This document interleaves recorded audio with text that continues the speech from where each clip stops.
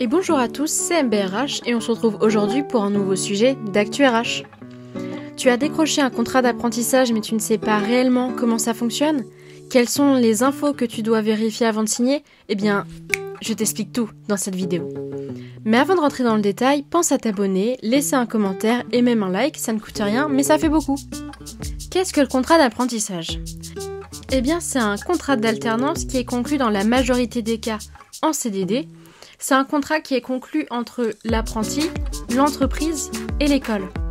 Et donc, avec un contrat d'apprentissage, tu peux préparer un diplôme de l'enseignement secondaire, c'est-à-dire un CAP ou un bac pro, un diplôme de l'enseignement supérieur tel qu'un BTS, un DUT, une licence pro, école d'ingé, de commerce ou autre, et également tout ce qui est lié au titre professionnel tel que le RNCP. Et donc, le contrat d'apprentissage, il est accessible pour les personnes qui ont plus de 16 ans, mais moins de 29 ans révolus. Donc, tu l'auras compris, le contrat d'apprentissage, c'est un contrat qu'on appelle tripartite, étant donné qu'il inclut l'apprenti, l'entreprise et l'école. Et donc, chacune de ces parties a des obligations vis-à-vis des autres.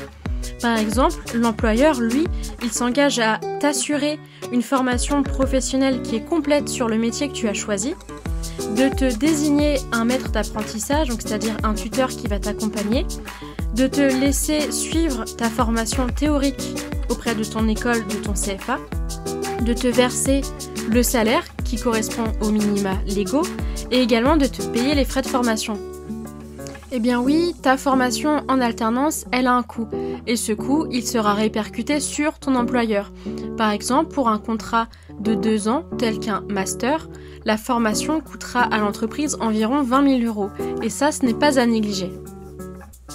Et toi, en tant qu'apprenti et donc salarié, tu t'engages à respecter les règles de fonctionnement de l'entreprise, à travailler pour ton employeur, mais également à suivre ta formation auprès du CFA et à te présenter à ton examen de fin d'année.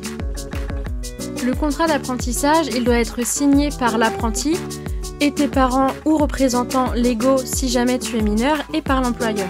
Il faut bien que tu vérifies que certaines mentions qui sont obligatoires soient bien renseignées et correctes, telles que la date de début et la date de fin de ton contrat, sa durée également, le diplôme que tu prépares, ton salaire, tes horaires de travail, l'adresse de l'entreprise, mais également qui sera ton maître d'apprentissage.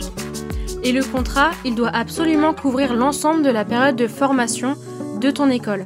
Il peut durer de 6 mois à 3 ans maximum et le contrat peut également commencer sur une période d'école ou sur une période d'entreprise, peu importe. Par contre, ton contrat ne peut pas prendre fin plus de 2 mois après ta date de fin d'examen. Et maintenant, venons au point qui, je pense, t'intéressera le plus, le salaire. Eh bien, il prend en compte plusieurs facteurs différents, tels que le diplôme que tu prépares, mais également ton âge. Par exemple, si tu prépares un bac pro ou un BTS, eh bien, la première et la deuxième année correspondent à une première et une deuxième année, et idem pour la troisième année du bac pro. Une licence pro, elle, correspond à une deuxième année, tandis qu'un BUT 3 à une troisième année. Et idem au niveau de tout ce qui est master. Un M1 correspond à une première année, tandis qu'un M2 à une deuxième année.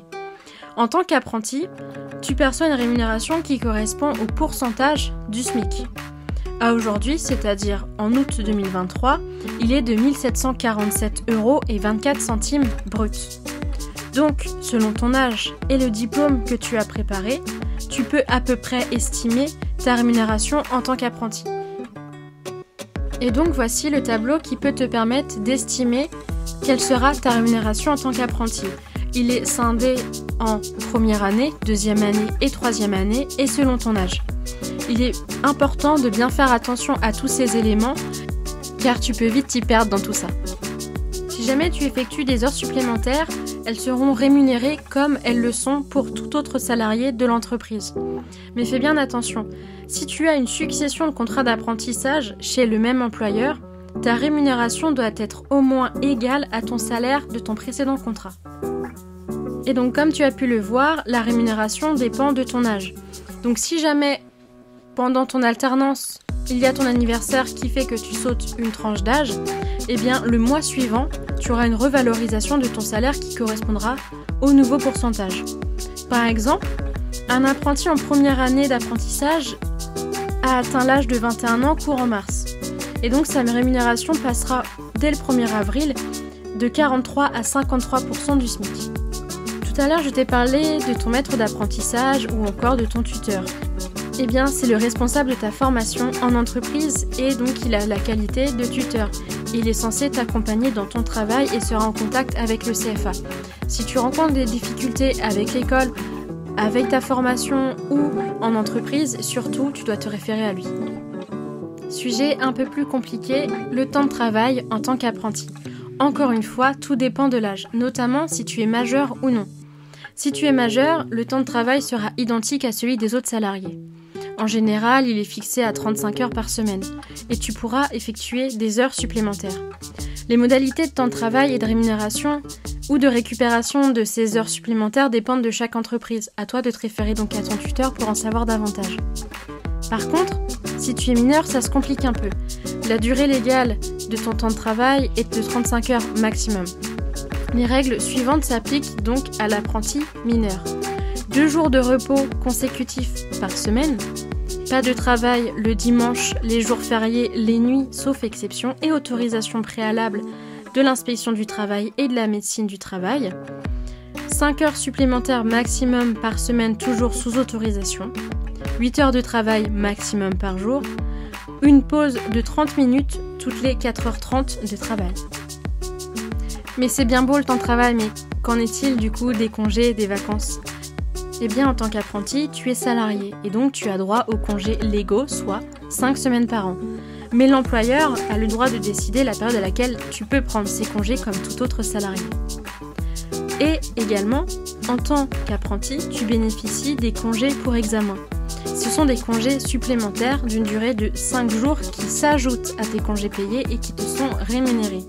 Par contre, ces congés pour examen sont à prendre le mois précédant ton examen. Et toujours, en tant qu'apprenti et donc salarié, tu bénéficies également des congés pour événements familiaux. Par contre, il est conseillé de te rapprocher de ton tuteur ou de ton employeur pour connaître l'ensemble de tes droits, car ils peuvent différer d'une entreprise à l'autre selon les différents accords ou conventions de branche de ton entreprise. Depuis tout à l'heure, je te dis que tu es apprenti et donc salarié, mais es-tu réellement un salarié comme les autres ? Eh bien oui. Au moment de l'embauche, tu vas bénéficier d'une visite médicale pour confirmer ton aptitude à travailler sur le poste en question. C'est un passage qui est obligatoire pour tout salarié de toute entreprise. Par contre, si tu es mineur ou si tu travailles de nuit, cette visite doit avoir lieu avant ton embauche. Et donc, tu es bien un salarié comme les autres. Tu vas bénéficier des mêmes droits que les autres salariés. Bénéficier des mêmes avantages. Par contre, fais bien attention, rapproche-toi également de ton tuteur ou de ton employeur, car selon les accords d'entreprise, conventions de branche ou autres, il y a certains critères à respecter et tu peux ne pas répondre à ces critères, par exemple sur de l'ancienneté pour bénéficier de certaines primes, etc. Sois bien vigilant à tous ces détails. Et peut-être que malheureusement tu te sens pas à l'aise dans ton entreprise, peut-être que le diplôme préparé correspond finalement pas à ce que tu souhaitais ou le métier ne te plaît peut-être pas et tu souhaites remettre fin à ton contrat d'apprentissage, eh bien c'est possible. Pendant les 45 premiers jours, il y a la période d'essai. Tu peux donc y mettre fin par un écrit auprès de ton employeur. Par contre, s'agissant donc d'une rupture finalement de période d'essai, elle peut être à ton initiative en tant que salarié ou bien à l'initiative de l'employeur. Et il est donc bien important de faire attention à cette période d'essai parce que si tu ne conviens pas à l'employeur, il peut également y mettre fin. Si jamais ces 45 jours d'entreprise sont passés, il y a d'autres possibilités. Ça peut être de ton initiative ou de celle de l'employeur. Par exemple, une rupture d'un commun accord ou suite à la saisie d'un médiateur. Si jamais tu as obtenu ton diplôme, par contre attention, il y a un préavis d'1 mois. En cas de force majeure, ou bien de licenciement pour faute grave, donc à l'initiative de l'employeur, ou d'inaptitude suite à une visite médicale par exemple. Et voilà, maintenant tu as toutes les clés pour ton contrat d'apprentissage, suivre ta rémunération, ta rupture ou toute autre information. Et merci d'avoir regardé cette vidéo jusqu'au bout et n'hésite pas à réagir en commentaire et on se retrouve très vite pour de nouvelles infos. Bye!